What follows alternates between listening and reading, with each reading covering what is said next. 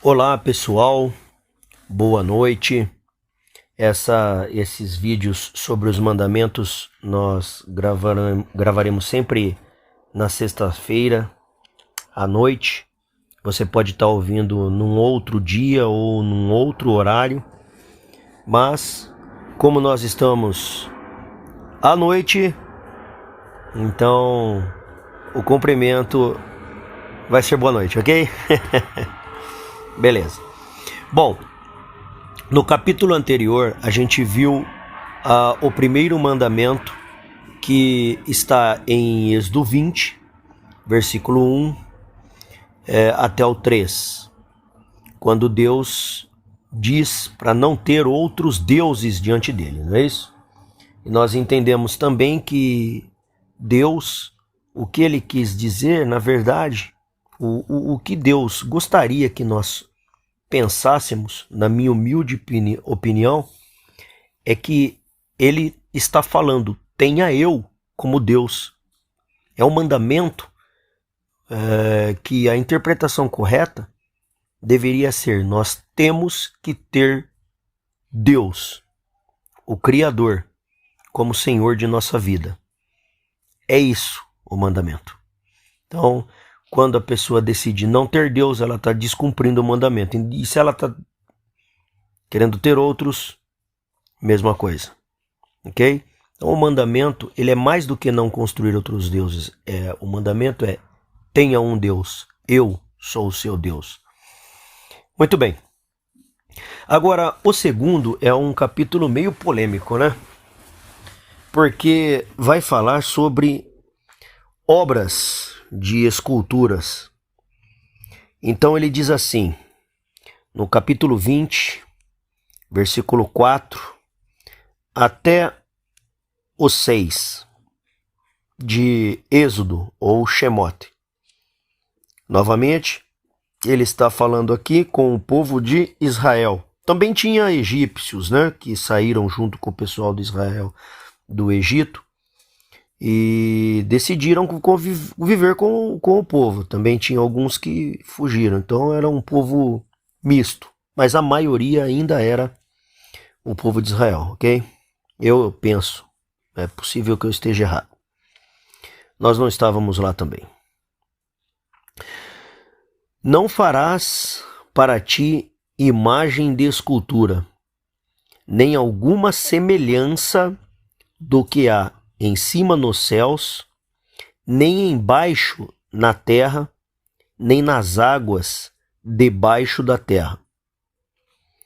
Não te encurvarás a elas, nem as servirás, porque eu, o Senhor teu Deus, sou Deus zeloso, que visito a iniquidade dos pais nos filhos até terceira e quarta geração daqueles que me odeiam, e faço misericórdia a milhares dos que me amam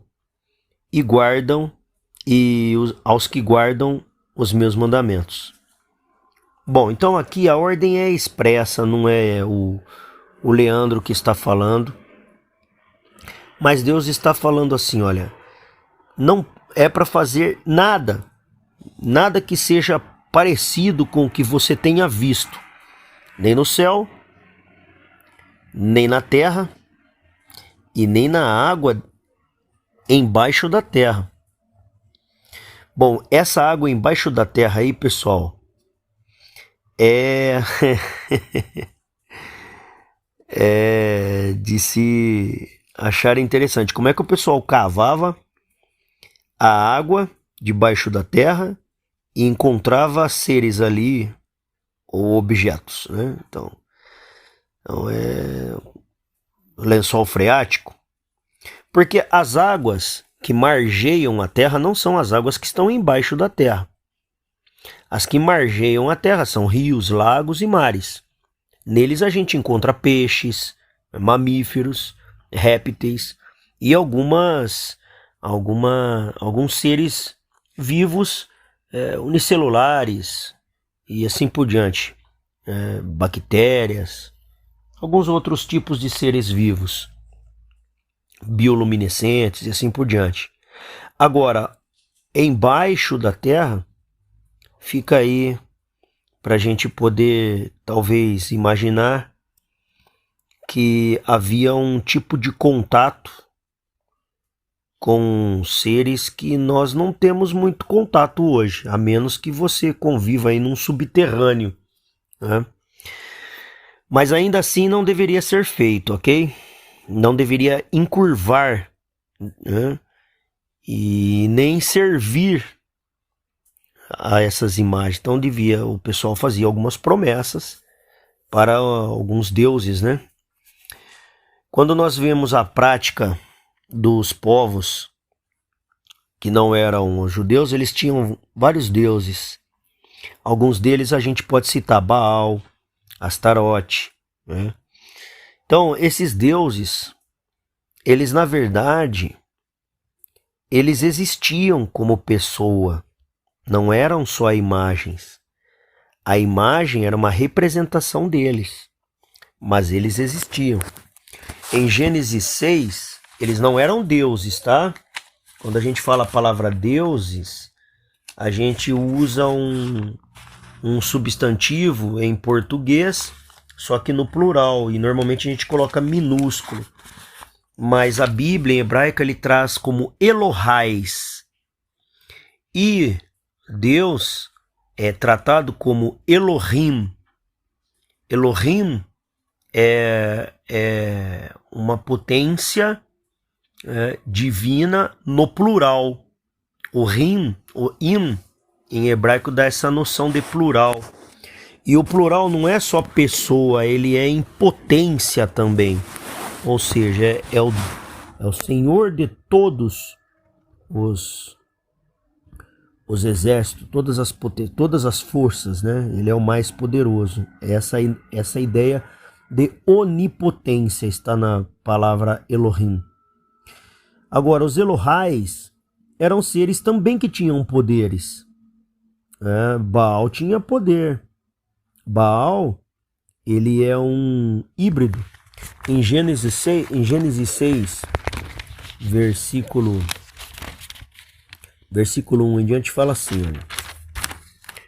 E aconteceu que, como os homens começaram a multiplicar-se sobre a face da terra, isso é antes do dilúvio, ok? E lhes nasceram filhas, viram os filhos de Deus, a verdade aqui é Ben Elohim, tá? Que as filhas dos homens, né? Adão, ou seja, os filhos de Deus aqui não é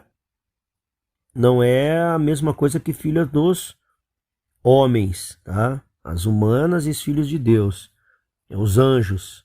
Os filhos de Deus aqui são os anjos. Eram formosas, tomaram para si mulheres de todas as que escolheram. Então disse o Senhor: não contenderá o meu espírito para sempre com o homem, porque ele também é carne, porém os seus dias serão 120 anos. E no versículo 4, ainda do Gênesis 6, diz assim, ó, havia naqueles dias gigantes na terra, e também depois, ou seja, que faz referência depois do dilúvio, então aconteceu novamente.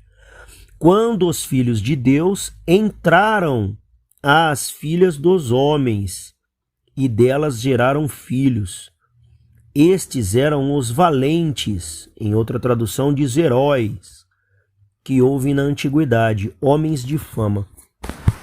Então, é o seguinte, entraram aqui é uma conotação sexual de reproduziram, ok?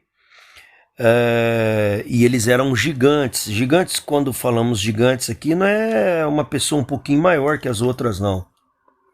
Então, tem alguns relatos aí na internet aí, vocês vão procurar aí, vocês vão achar bastante coisa aí sobre gigantes de silício. Se vocês entrarem nessas pesquisas, vão achar bastante coisa interessantes, ok? Os gigantes do passado, que não é retratado muitas vezes aí na religião tradicional, mas eles existiam, ok? E eu não vou aprofundar muito, porque isso aqui não é para ser um estudo, eu vou só apenas citar, tá? A ideia é para a gente saber o que nós não lemos nos mandamentos. Mas esses nefilins, né, como é chamado aqui, ok? Eles eram seres que tinham alguns poderes que nós não temos, porque eles eram híbridos entre humanos e anjos caídos, mas anjos. Os demônios, os anjos que seguem Lúcifer, que foram expulsos do céu, eles têm poderes, poder de incorporar, têm poderes fortes. E esses bichos também têm, mais do que humanos. Só que muitos adoravam esses bichos aí, né? E esses bichos, eles morriam também, Deus matou. Só que a memória permaneceu. E a gente sabe que Cão, que é o filho de Noé, depois do dilúvio, ele é expulso da família do pai dele. Porque ele debocha do pai e sobre ele é colocado uma maldição. E ele se envolve novamente com essas idolatrias, e as filhas de Cão são praticamente todas envolvidas aí com idolatria.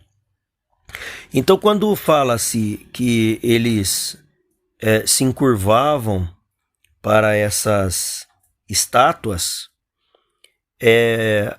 o povo sabia que aquela estátua não se mexia, mas ela usava a estátua como um ponto de referência para pensar no Deus que aquela estátua representava. Muito bem. Agora, a pegada é a seguinte: a gente pode ou não fazer uma estátua de alguém que a gente é devoto, que a gente quer ter como um santo pra gente? Esse assunto é muito polêmico. Meus amigos católicos vão achar que eu tô querendo impor religião ou doutrina. Vocês me perdoem, tá bom? Eu dei para minha avózinha uma estatuazinha do Santo Antônio que ela pediu, certo? Eu me sinto numa posição delicada com relação a esse tipo de informação, porque na cabeça da minha avózinha, aquele santinho protege ela.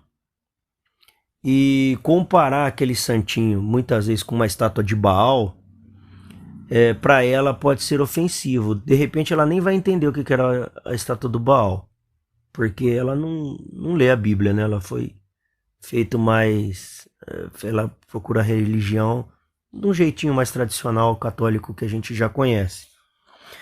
Mas vamos ver o que diz a Bíblia sobre fazer alguma coisa com imagem. Então vamos lá. O que Deus próprio fala? Aqui em Isaías, capítulo 42, versículo 8, eu separei alguns textos aqui. Vamos dar uma lidinha. Aqui está falando sobre o servo do Senhor, é a profecia do servo do Senhor. Cristãos dizem que é Jesus, e judeus dizem que é o Machia, que é o Messias, ok? Mas eu não vou entrar nesse mérito, eu vou ler o versículo 8, que diz assim: Eu sou o Senhor, este é o meu nome, a minha glória, pois a outrem não darei, nem o meu louvor a imagens de escultura. Ou seja, Deus se autoafirmando quem ele é, e ele dizendo que não transfere o louvor que devemos dar a ele a nenhuma imagem. Pronto, se o próprio Deus está dizendo isso, aí alguns podem falar: poxa, mas quem é que sabe a imagem de Deus, né? Pois é, a gente não sabe, né? Segundo a Bíblia, nunca ninguém viu a Deus, mas Jesus ele fala que quando vê a ele, vê ao Pai. Então você pode usar esse ponto de referência. Agora, a gente fala assim, poxa, mas a gente já viu Jesus? Né? Algumas pessoas dizem que vê visões de Jesus, agora a forma como Jesus aparece para ela, normalmente a pessoa identifica e entende, é ele. Mas a gente não sabe qual é a aparência de Jesus, né? A própria Bíblia diz que nele não havia beleza para se desejar. E às vezes a gente vê uns Jesus bem bonitinhos sendo retratado. Eu não sei. Agora vamos para o Novo Testamento. O Novo Testamento, nós temos aqui 1 Coríntios, capítulo 10, versículo 14. 10, 14. Pessoal, tô pegando agora aqui, assim, só fiz umas anotações aí, então vamos procurar também. Tá dizendo assim, ó. Portanto, meus amados, fugi da idolatria. Falo como a entendidos, julgai vós mesmo o que digo. Então, havia um processo meio idólatra ainda ali. Bom, imagina, ele está falando com a igreja de Coríntios. A igreja de Coríntios é uma igreja bem complicadinha, viu? Não vou entrar nessa questão, não. Vou ler o... Vai me dar trabalho de falar de Coríntios aqui. Vamos ler mais um capítulo aqui em Romanos. Bom, os romanos a gente já sabe, né? Era de Roma. Roma era uma cidade pagã, certo ou não? Os romanos, eles eram um pouco pagãos. Paulo, ele tinha cidadania romana. O pai dele era romano e comprou, era soldado e comprou o passaporte dele, né? Ele tinha dupla nacionalidade. Ele era judeu e era considerado romano também. Então, em Romanos capítulo 1, versículo 22 a 23, diz assim. Ele falando com os romanos. Se você pegar o capítulo 1 inteiro, só que você vê, ele está fazendo uma apresentação. Ele faz uma apresentação pessoal, sauda os romanos, que provavelmente era tudo amigo dele. Tinha bastante amigos ali. Lembra que quando ele era soldado romano, ele perseguia os cristãos. Então ele tinha até umas amizades lá. E ali ele não tá mandando uma carta só para os cristãos, não. Ele tá mandando para gentil, tá mandando para os amigos dele também. Um pessoalzinho aí que era o STF da época. Certo? Mas ele fala assim, ó. Vou começar do 21, versículo 21. Capítulo 1, versículo 21. Porquanto, tendo conhecido a Deus, não o glorificaram como Deus, nem lhe deram graças. Antes, em seus discursos se desvaneceram, murcharam, foram desanimando e tal. E o seu coração insensato se obscureceu. Dizendo-se sábios, tornaram-se loucos. E mudaram a glória do Deus incorruptível em semelhança de imagem corruptível, e de aves, de homem corruptível, e de aves, e de quadrúpedes, e de répteis. Ou seja, ele está falando aqui, ó, de pessoas que conheceram Deus. Certo? Até os romanos conheceram o poder de Deus. Porque até os babilônios conheceram o poder de Deus. Porque Deus chamava o Nabucodonosor de meu servo. E isso aconteceu de novo com o filho dele, Belsazar, com Ciro, com Dario. Esses caras não eram judeus. Certo? Mas eles conheceram a glória de Deus através das manifestações. Porém, eles trocaram aquela glória, que era o entendimento, por imagem de homem corruptível. Então, a partir do momento que a pessoa materializa o pensamento da divindade numa imagem, isso é o que parece estar claro aqui, porque não é psicológico, não é filosófica a ideia. É claro, homem corruptível, ave, quadrúpede e répteis. Até répteis. A gente sabe que tem muitas imagens de répteis, né? Tinha nos templos antigos. E a gente encontra ainda nos templos lá antigos, né? Pois bem. Mas isso foi no passado. Hoje não é mais isso, tal. Hoje a gente usa a imagem para venerar. É o tal da veneração, né? Fala, a gente olha para aquilo, mas a gente não tá adorando aquilo, é pra gente lembrar de alguma coisa. Bom, pra gente lembrar, a gente usa a fé. Que ele fala, bem-aventurado aqueles que creem naquilo que não viram. Muito bem. Mas olha só, Apocalipse 9:20. 9:20, o que tá isso? Não, antes vou dar uma passadinha em Hebreus aqui, que eu tinha separado. Hebreus 7:25. Muita gente pede oração aí, às vezes por um... Minha avó faz oraçãozinha lá pro Santo Antônio. Eu já falei pra avó, a senhora faz oração também pra Jesus, né? Como que faz?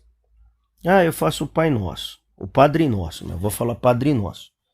Eu falei lá, que legal, bacana, mas eu sinceramente, quando eu leio aqui em Hebreus, capítulo 7, versículo 25, eu leio o seguinte: portanto, pode também salvar, tá falando de Jesus, tá? Na verdade, aqueles que foram eleitos sacerdotes em grande número, porque pela morte foram impedidos de permanecer. Esse é o versículo 23. 24. Mas este, porque permanece eternamente, tem um sacerdote perpétuo, ou seja, é para sempre, ok? Portanto, pode também salvar perfeitamente os que por ele se chegam a Deus, vivendo sempre para interceder por eles. Ora, então a gente vê aqui uma intercessão única de Jesus, ok? É sobre Jesus que está falando. Depois, se vocês puderem, dar uma leidinha lá no capítulo 7 de Hebreus, que vocês vão ver que é sobre ele. E, para a gente fechar aqui as referências, antes da gente ir para o final aí, Apocalipse, capítulo 19, versículo 10. João, ele teve a visão da revelação, né, de fatos finais que iriam acontecer, ok? E o anjo que se apresentou para ele, estava passando a visão para ele se curvou lá para adorar. E o anjo disse o seguinte, capítulo 19, versículo 10. E lancei-me, João falando, e lancei-me aos seus pés para o adorar. Mas ele disse-me, não faças tal, sou teu conservo e de teus irmãos, que têm o testemunho de Jesus. Adora a Deus, porque o testemunho de Jesus é o espírito de profecia. Então a gente vê um anjo aqui se recusando em receber lá a devoção, né, de João. Mas algumas coisas aqui, depois das pragas, a abertura de 7º selo e tal, a gente sabe que o Apocalipse, quem crê no Apocalipse, crê que Jesus vai voltar, crê que vai acontecer algumas coisas, certo? Em Apocalipse 9, está falando sobre a 5ª trombeta, ok? Aí passa a 5ª trombeta e acontece o seguinte,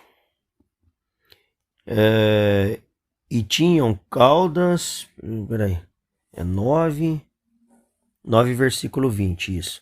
Aí depois vem a 6ª trombeta, que é a preparação praticamente já para a guerra final, né? E aí no versículo 20 fala assim: e os outros homens que não foram mortos por estas pragas não se arrependeram das obras de suas mãos, ou seja, já caiu as pragas já. Então nós não estamos vivendo queda de praga ainda, pelo que eu saiba. Mas aqui é depois de ter caído as pragas, ok? não se arrependeram das obras de suas mãos, para não adorarem os demônios. Gente, esses demônios vai voltar de novo, gente. Quem que é os demônios? Os demônios são os Néfilins. Vai voltar de novo esses bichos aí. Por como é que a gente sabe? Porque tá falando aqui. Adorarem os demônios. E os ídolos de ouro e de prata e de bronze e de pedra e de madeira, que nem podem ver, nem ouvir, nem andar. Que tipo de coisa é isso, pessoal? Hoje eu não vejo ninguém aí na França, Inglaterra, adorando demônio, na China. Embora tenha uns ditadores aí que a gente chama de demônio, mas por expressão, né? A gente sabe que é um ser humano, né? Eu não vejo no Afeganistão, não fico sabendo no Japão, a gente não vê, nada disso está acontecendo. Só quem adora estátua hoje, tá, é quem fala que está sendo venerado.